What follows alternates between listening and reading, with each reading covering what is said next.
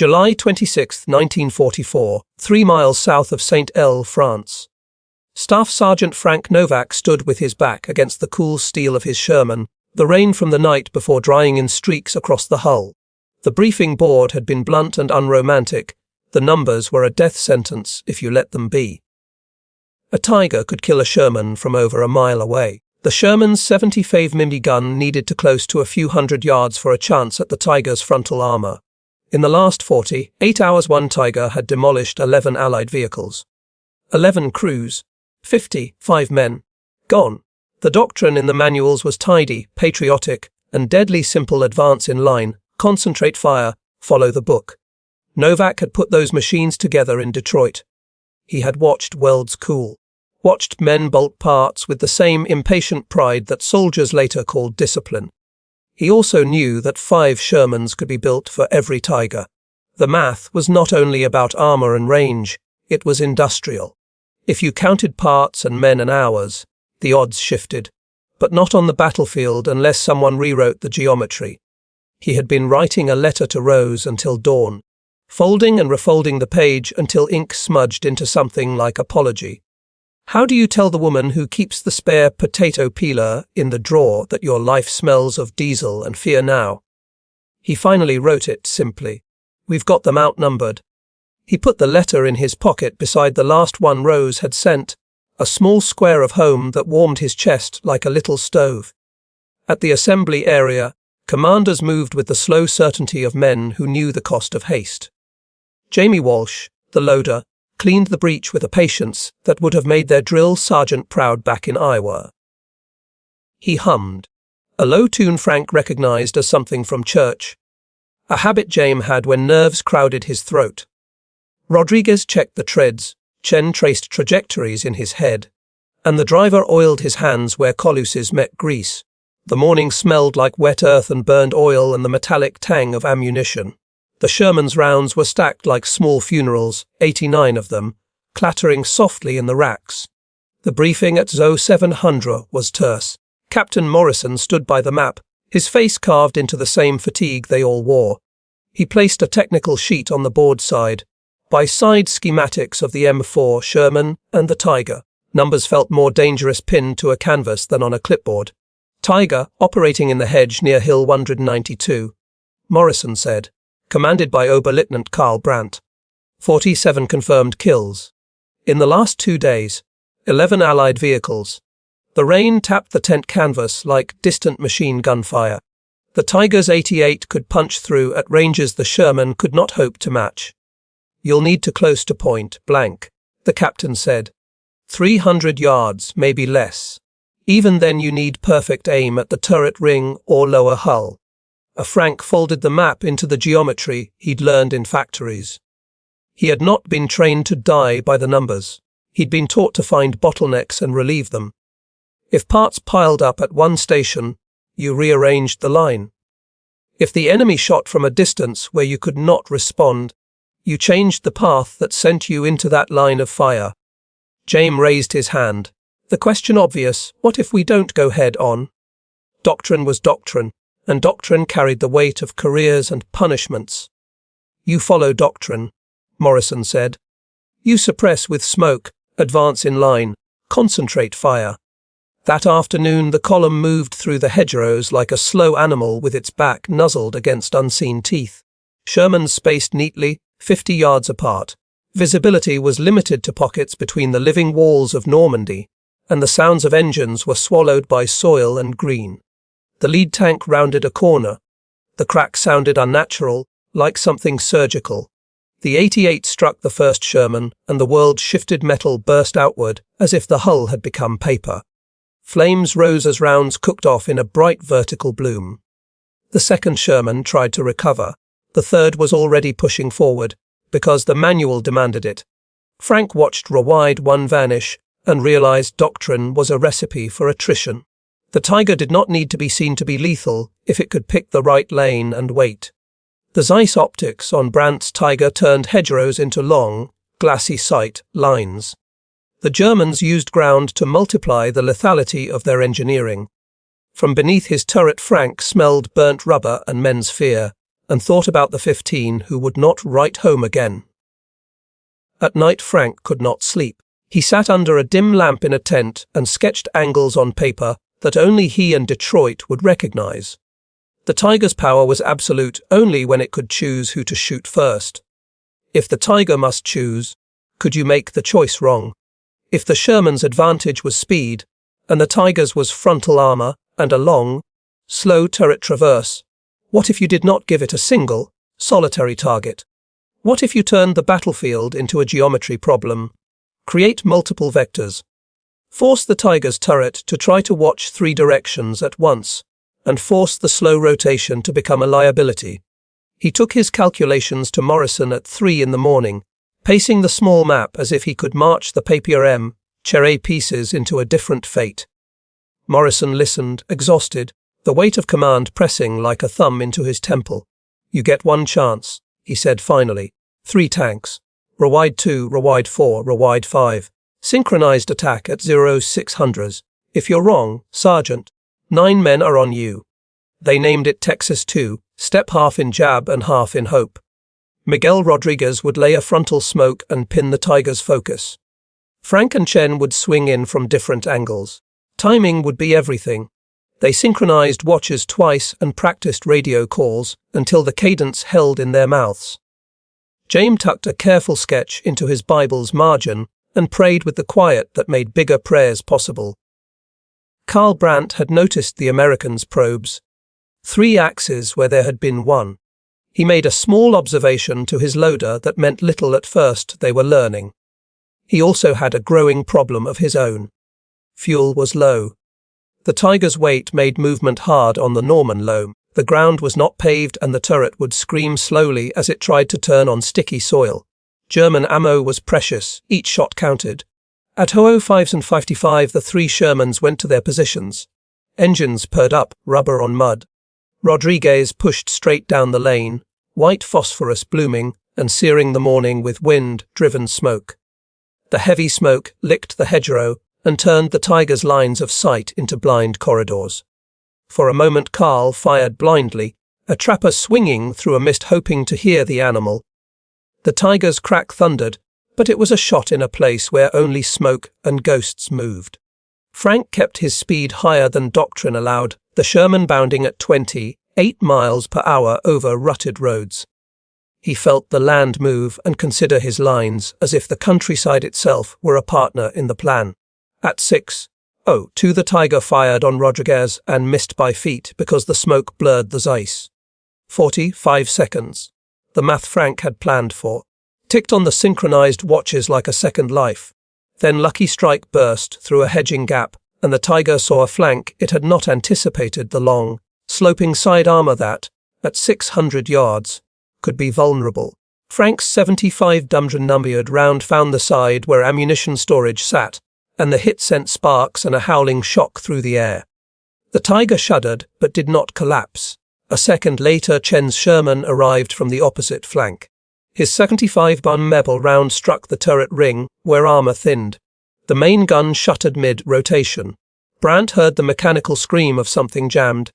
The kill, rotation slowing to nothing as internal gears bound under strain. Then Rodriguez, pushing through the smoke, and the chaos, appeared and targeted the engine deck.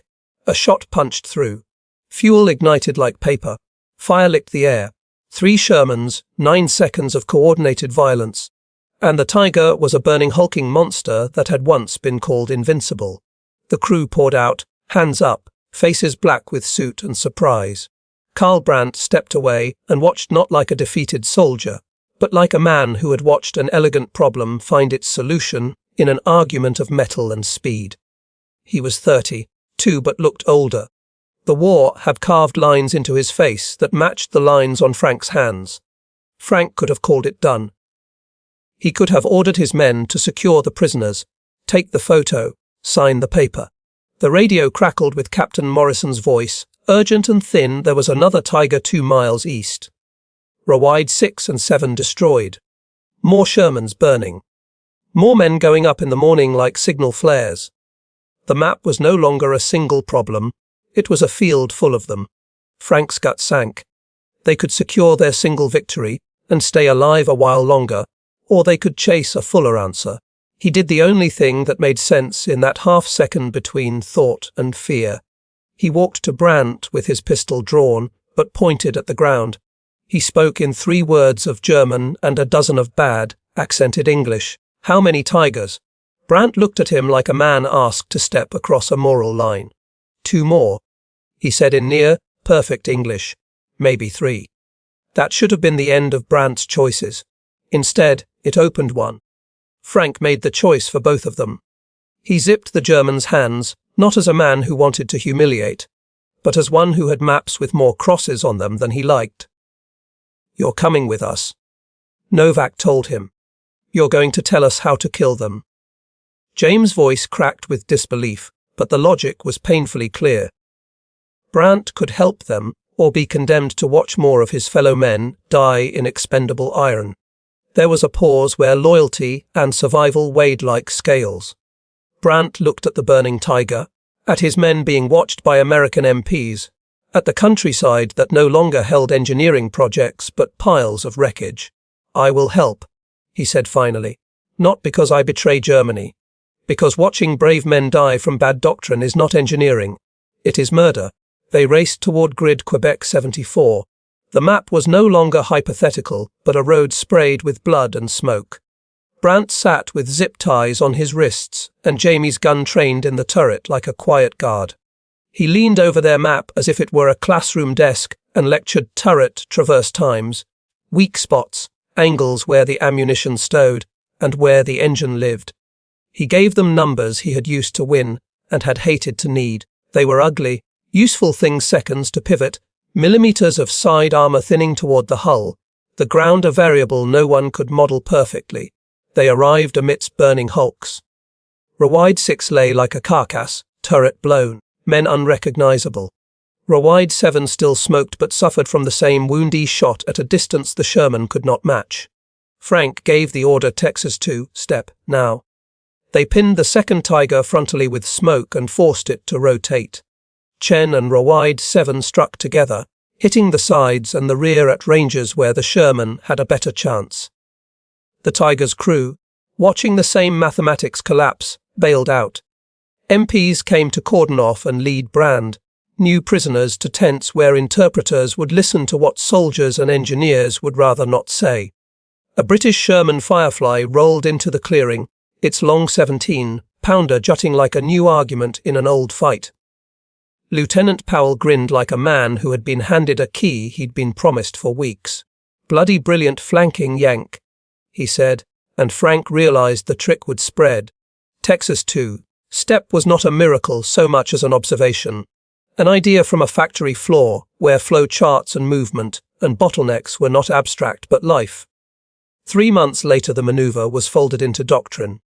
A flanking tactic with timing and smoke saved men, and worse yet for propaganda, taught the world that an invincible machine was vulnerable if you forced it to be a decision maker rather than an executioner.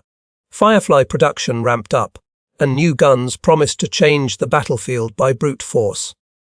But the move that mattered was thinking.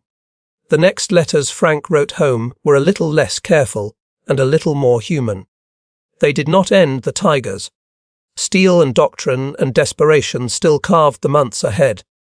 But at the farm that morning an engineer from Detroit and an officer from Henschel shook hands over the ruined mathematics of a battlefield.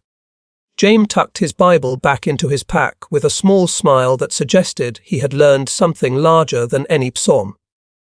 That faith, courage, and a calculation could all live in the same moment without contradiction.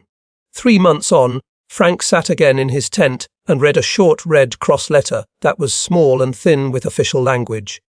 Brandt was alive in a P camp in England and speaking with Allied interrogators, walking them through the details of an armoured machine that had been taught to consider angles and not merely dominance.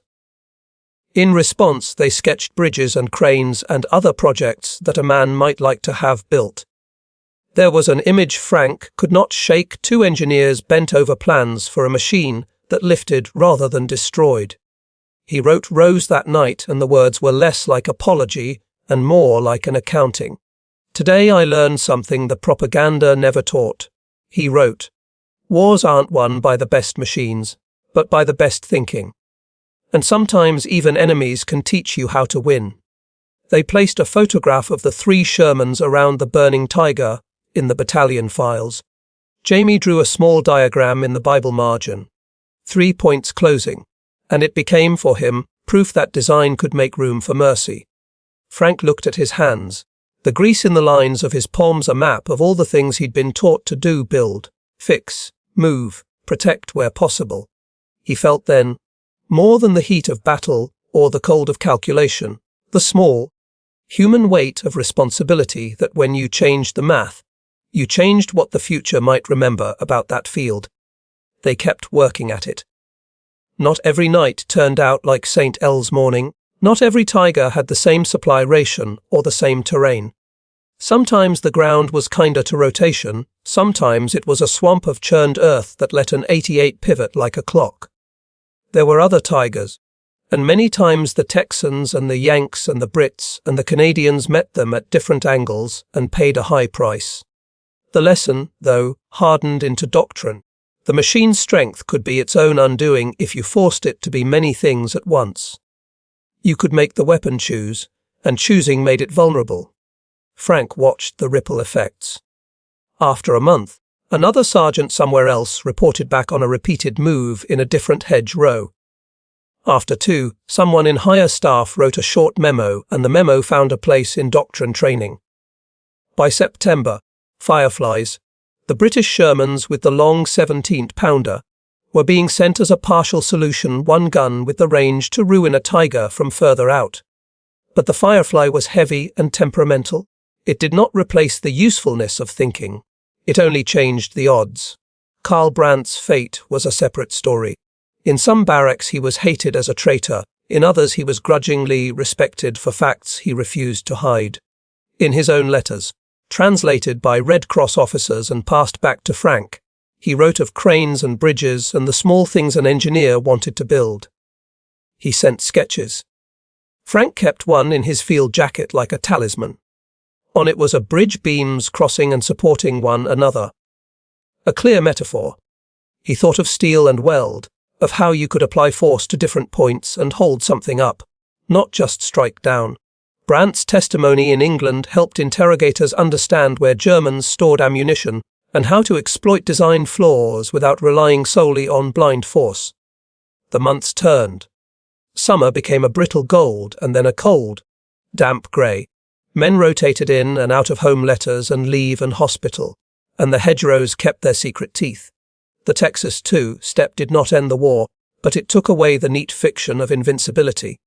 That small mathematics, 3 points converging at a single instant, became a lesson for commanders who wanted fewer fathers and husbands dying in neat lines. When the war finally thinned into the type of reports that can be measured and catalogued, higher ups rewrote manuals. The move that had been a sergeant's gamble became a recommended option, with diagrams and timing protocols and disclaimers. Frank, when he saw the dry sheets with the Army stamp, felt a small, private approval. It was not honour in the way medals counted, not a statue in the town square. It was the idea that one man's math, scribbled on a tent table at 3 in the morning, became the tool for saving lives. In winter, when the cold made engines cough and morale shivered, Frank kept that printed piece and read it like scripture. He wrote to Rose again, and this time his handwriting was steady. "Today we practiced a geometry that turned a monster into a question," he told her. It felt like making a machine answer differently. He sent a photograph of the 3 tanks, huddled like men around a burning engine, and Jamie's Bible with that corner sketch. The picture was worse than the memory because it flattened the moment into a single frame, but Rose wrote back that she saw in it not only the noise but the thinking. "You always had a brain for these things," she wrote. "The world owes you less fear." There were other small debts. The men who had fought that morning told the story in mess halls and in formal debriefings. They told it cleanly, because clean stories spread. They left out the taste of fear and left in the math and the names. Frank heard once that a young lieutenant in another battalion had modified the move in a way that saved a convoy in late September. Jamie's hymn hummed in a radio operator's memory at a hospital bed. Rodriguez got letters from his daughters thick with crayons and rough hearts.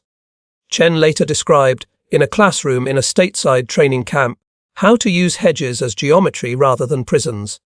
Little things, repeated, became a change in how armoured men moved. Finally, months later, Frank received a letter filtered through the Red Cross that was warm and strange. A note from a German prisoner, translated and carefully couched. Brandt wrote of regret that burned with the same temper he had had at their first meeting. He had not lost the instinct for building. He had only lost the illusions that his training had justified the means. I drew a bridge today. The note read.